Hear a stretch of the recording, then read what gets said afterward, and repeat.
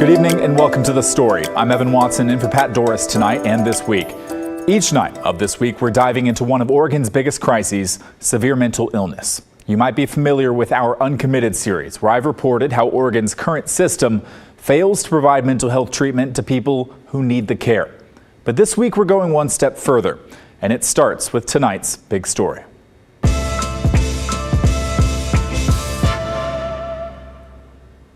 We hear from you often asking how can we collectively help care for people with mental illness? It's clear something isn't working. The reality is this. Oregon has effectively criminalized severe mental illness over the last 5 years, waiting for someone to commit a crime before they can be mandated into treatment. That's led to dangerous and devastating results. From his southwest Portland home, Hunter Graham watched the mental health of his son Austin go downhill. He thought that they were poisoning the air and poisoning the water and were trying to kill him. At one point he thought somebody was hiding in the bushes in front and took a kitchen knife and went out to investigate. And so we were concerned. Austin's parents first started noticing mental changes when Austin went to college. He couldn't finish his biomedical engineering degree and moved back home. After a bad fall, it got worse. So it's been really hard to tell whether his struggles were from pre-existing mental illness or as a result of the concussion or a mix of both. Last year, Austin started secluding himself in his room. Rotting food and, poor hygiene. Was he resistant to care? Yes. The Grahams needed help. Immediately, we discovered, asking around, what you've discovered in your reporting, which is involuntary commitment is almost impossible. Austin agreed to go to Kaiser's Brookside Center, a mental health hospital, but his stay didn't last long. He grabbed a nurse's badge and ran away from the locked unit, disappearing in the woods for 2 days. There was going to be no way to break the cycle without medication. But we were told that it was unethical to medicate him in his current state because he wasn't in imminent danger to himself or others. There was one route left: guardianship. A hard, expensive, and time-consuming process. The Grahams went to court, explaining how Austin was in immediate and serious danger, and his mental health was rapidly getting worse. A judge approved the guardianship in August, giving Austin's mom Teresa the power to consent to treatment. But even that is easier said than done. He's 6'6", like me, and you just, even if you have the right to say you need to go to the hospital, if he refuses, then that's a significant logistic problem. Even while under guardianship, doctors could observe Austin but couldn't force him to take medication. He didn't reach Oregon's high legal standards for involuntary treatment. Despite his psychosis, doctors said Austin was a low risk of harm to himself and others, and they sent him home with a plan. My wife, in her wisdom, did not want him released because we knew he was going to fail. The behavioral health plan was set up to fail. The plan did fail. Last October, while suffering a psychotic episode, Austin strangled his mother to death in their family home. Hunter Graham wasn't home at the time. Unfortunately, the failure was that he killed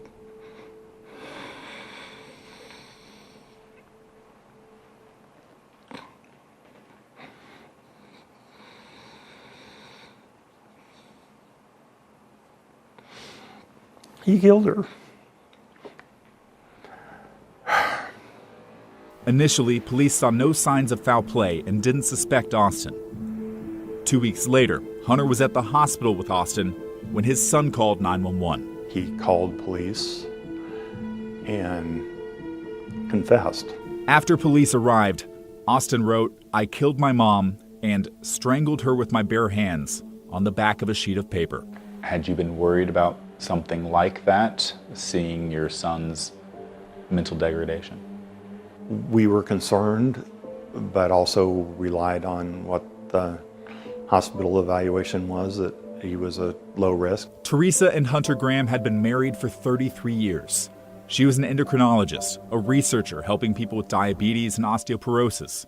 She's described as having the rare combination of very high intellect with an even bigger heart. You know, I considered us very fortunate. She is a doctor. I'm a lawyer. We have resources.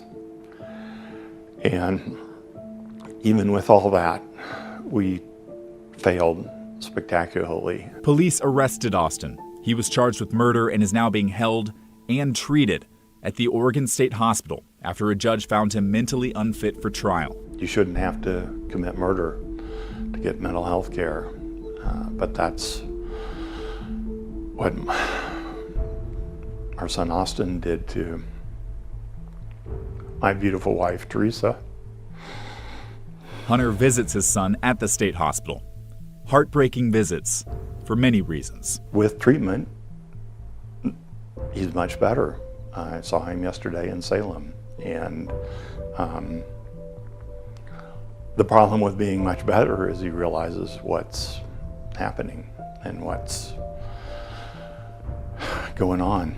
It feels to you that Oregon's system is designed to wait for something terrible to happen before getting someone care. Treatment would have undoubtedly, in my mind, prevented this. She tried to take care of Austin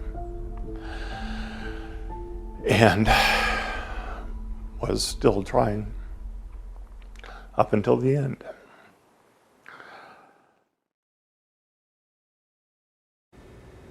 Hunter Graham isn't alone, and I want to say it's a testament to who he is that he was willing to talk with me and share his story to hopefully help others. But he's not alone, because I've talked with other families who've experienced tragedy as well, including the family of a son who killed his mother in Lake Oswego last year.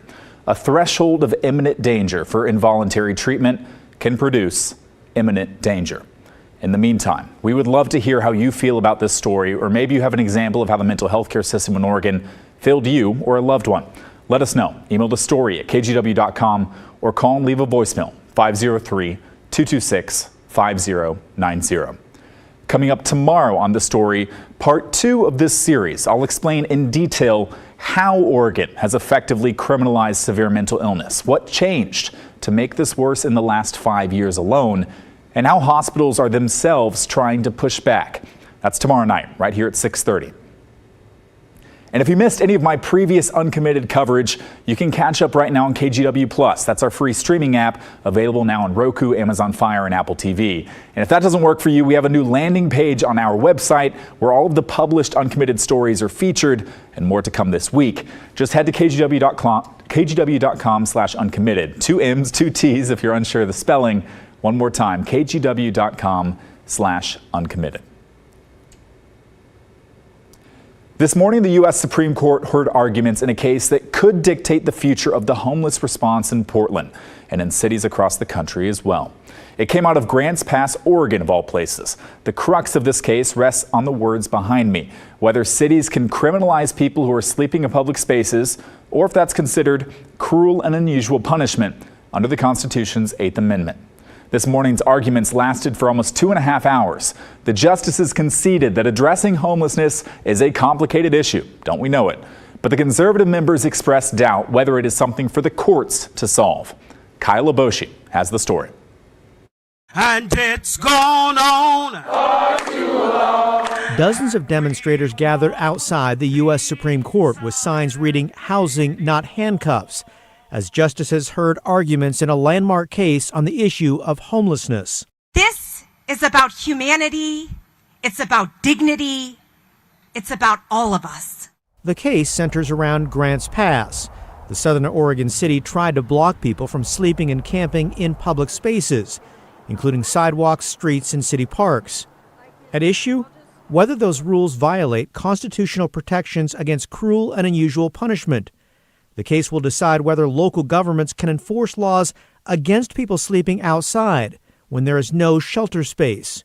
They have nowhere else to go. Where do we put them if every city, every village, every town lacks compassion and passes a law identical to this? Where are they supposed to sleep?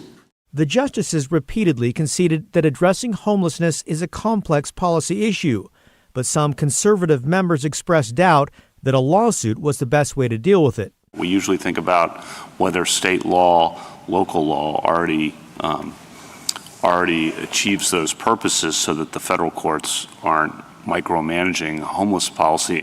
Officials across the political spectrum filed briefs in the case, saying lower court rulings have hamstrung their ability to deal with encampments. They urged the justices to clarify the extent of their legal authority to clear encampments that have spread across the West, in cities big and small.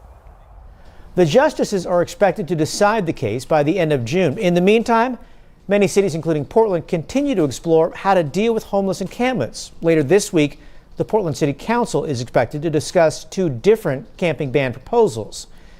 Kyle Boshi, KGW News. Last month, Intel announced they would invest $36 billion to expand its semiconductor manufacturing plants in Hillsboro. It's a huge investment aimed at keeping chip manufacturing here in the Northwest. Then today, a new push toward establishing Oregon as a hub for the future of semiconductor technology. This morning at Intel, Oregon Governor Tina Kotek announced an effort to establish a new research and development center for semiconductors in Hillsboro. Kotek and Oregon's members of Congress, along with Intel, the city of Hillsboro, and higher education leaders, are working to get federal funding for the project. It would focus on developing tools and materials to manufacture new chips. The Biden administration announced earlier this year that it plans to spend $5 billion on semiconductor research, development, and building up a workforce. And Oregon wants a slice of that pie. To have the National Semiconductor Technology Center here in Oregon makes absolute sense. Again, other states are a little jealous of what we've created here and why we are poised to be the place where that center should be. We have all the ingredients to be successful. World-class talent, leading-edge semiconductor company, strong partnerships with our higher education institutions, and the foundational support. These elements will propel us into the future, and we are sending a clear message to our friends in Washington, D.C. that we want that center here in Oregon. Oregon Senator Ron Wyden and Congresswoman Suzanne Bonamici are part of the effort to get the research center here. And no wonder. Intel alone employs 22,000 people in its Hillsboro plant, and they say their workers support 100,000 other jobs in the community. And local higher education leaders are already working on training up the semiconductor workforce. Here's Portland Community College President Dr. Adrian Bennings. Starting with career exposure, dual credit at high schools, and supporting internships, we then offer short-term workforce training certificates, a 1-year certificate in mechatronics, and a 2-year career certificate, career technical associate's degree. Now, here's an interesting fact. 44% of the jobs in the semiconductor industry require these types of credentials, and they lead to living wage jobs that put Oregonians on the path to economic stability. The Biden administration says developing semiconductors here in the U.S. is a matter of national security, that having a reliable local supply chain is not only important for our everyday projects and objects that are powered by the chips, but that it's critical for defense, infrastructure, and military intelligence. Pat Doris recently took a trip inside one of Intel's fabs in Hillsboro to get a look at their operation and hear their plans for the future. It was all about a new machine they have there to make a new generation of semiconductors that don't yet exist. If you missed that story, you'll want to give it a watch. You can find it now, the KGW YouTube channel, within the story section. Well, up next on our show tonight, we have a double dose of Earth Day content for you. Mother Nature gifting us a gorgeous day outside, delighting those with fruit trees in Oregon. Environmental reporter Cale Williams gives us a bit of a fruit tree tutorial. And later, disease nearly wiped out sunflower sea stars from the West Coast, and efforts are underway to try and save the species before it's too late. We'll take you inside a research lab to show you what they're doing to try and prevent extinction when the story returns.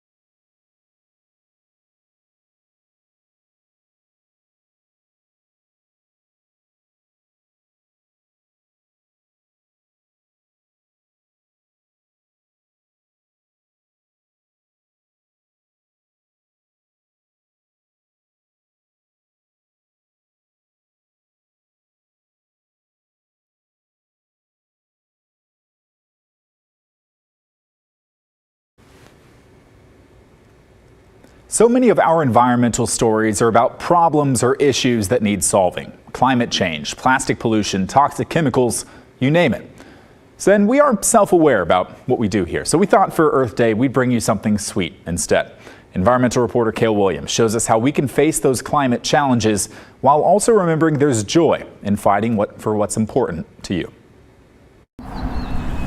What is my favorite? I think the quince is probably a top-ranking tree. Walk through a gate behind a church near Northeast 125th and Halsey, and you're transported to another world. This is the Park Rose Community Orchards. The orchard out here is kept by the Portland Fruit Tree Project. Heather Keisler-Forns is the executive director. Portland Fruit Tree Project cares for and harvests from the trees that feed and shade neighborhoods. But they do a lot more than that. We have tree care services that we offer to make sure that trees are healthy and abundant.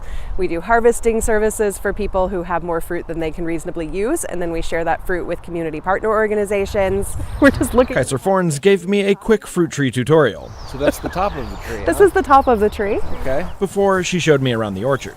So this is an Asian pear tree. So Asian pears are the round ones with the little spots on them typically. This is a quince tree. So this is an apple.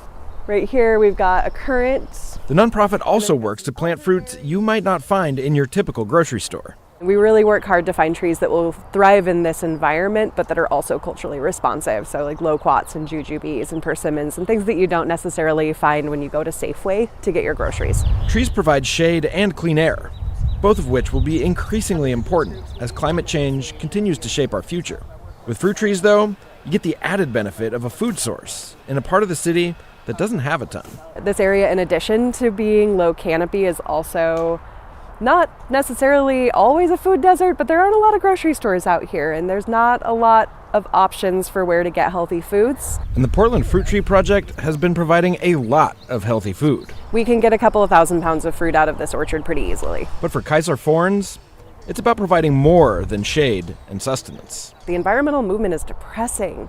And I remember my first class of environmental studies in college, and he said, "You're going to have to deal with depression. This is really sad." And I thought, does it have to be, though? Since they began in 2006, the organization has harvested nearly 500,000 pounds of fruit. And Keisler-Forns recognizes that there are a lot of big environmental problems to tackle. But there are people working on solutions, too. We can bring joy while we're trying to fight big, scary things, and we have to, or else we're not going to make it. Cale Williams, KGW News.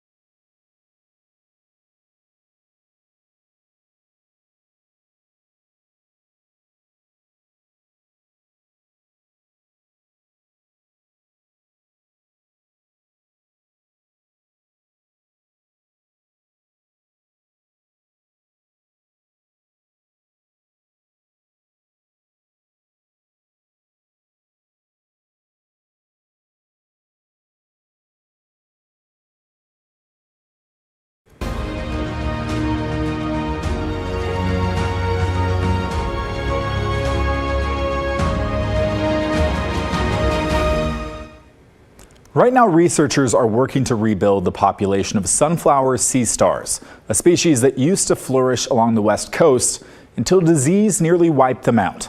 Meteorologist Leah Pizzetti with our Environment Northwest team shows us the work being done to try and save the entire population.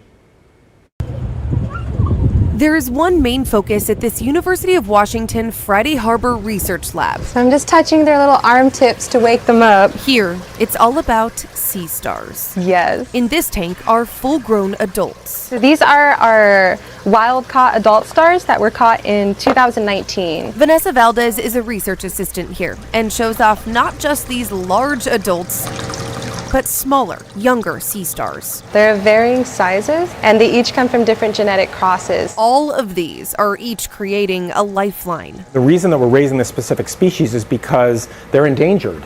And the reason that they're endangered is because disease basically wiped them out about 10 years ago. Senior research scientist Jason Hoden says a decade ago, sea stars were everywhere along the West Coast. They were a very common species in a wide variety of habitats. That disease wiped them out basically everywhere, except for small populations in Washington and Alaska. Their loss causing a ripple effect. Sea stars tend to be predators. And what we've learned, ecologists have learned over the last many decades, is that predators are actually really, really important for maintaining biodiversity. When you lose top predators in ecosystems, the ecosystem goes haywire. So using that small population here as a base, UW is leading research in replenishing the big population.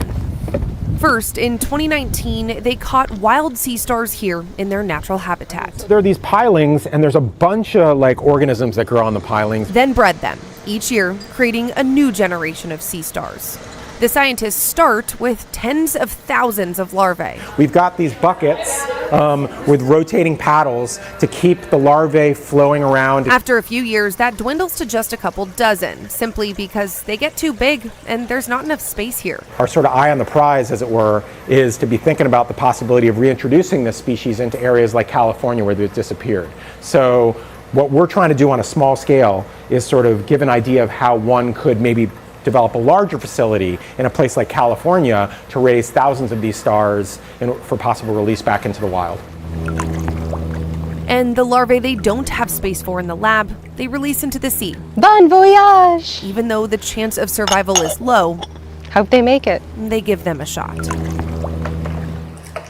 And after years of growth under these watchful eyes, the larger sea stars will eventually also be released, with the goal of rebuilding this crucial species. We like to think that our research is basically contributing to increased knowledge about the sort of basic biology of a really important species that is on the brink of extinction, and also finding out information to help restore that species in their natural environment. Scientists have yet to release any of those lab-grown sea stars into the wild. They plan to do that this summer. Also in the works, federal support. Right now, sea stars are being considered to be listed as threatened under the Endangered Species Act. A decision on that is expected to come this summer. For Environment Northwest, I'm meteorologist Leah Pizzetti. Well, that wraps up our show tonight. Thank you for watching. Straight Talk with Laurel Porter is coming your way next. And be sure to tune into The Story every day this week for more of my Uncommitted series, taking a hard look at Oregon's mental health care system, exposing the core problems, but also some ideas for change and solutions. We're hitting all of it, including a special tomorrow night. That's part 2, including kind of data analysis of how we got here. Good night. Have a great one.